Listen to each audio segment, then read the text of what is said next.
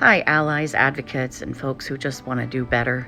I want to thank those of you who were not trying to make excuses for horrific behavior in that viral Victoria's Secret Karen story. Some of you know that I write about culture and politics, and often on topics that people would consider polarizing. So I've become pretty accustomed to the negative knee-jerk reactions that typically white folks like me have in response to facts about racism. And when I say racism, I am talking about the specific brand of racism that we have here in America. Systemic racism. Racism does not always announce its presence. There does not have to be a racial slur involved for something to be racist. And many of us are complicit in perpetuating harmful tropes without even realizing it. So as this viral story continues to play out, and especially if you're more new to being an ally or advocate, you're going to see some reoccurring themes, or maybe stages is a more accurate term.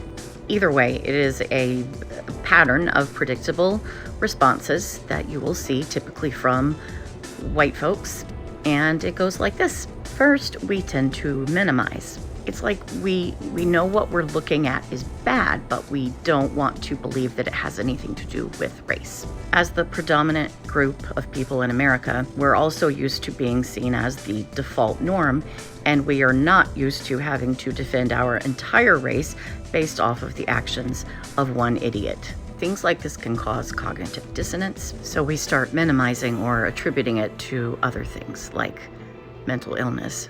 You could also describe this stage as invalidation. The second stage is often defensiveness. We can clearly see that the behavior displayed in that situation was not acceptable, but again, that cognitive dissonance, it can take us right to a defensive position. This most often comes out in statements like, "Not everything is about race, you know," or, "Oh my God, you're playing the race card."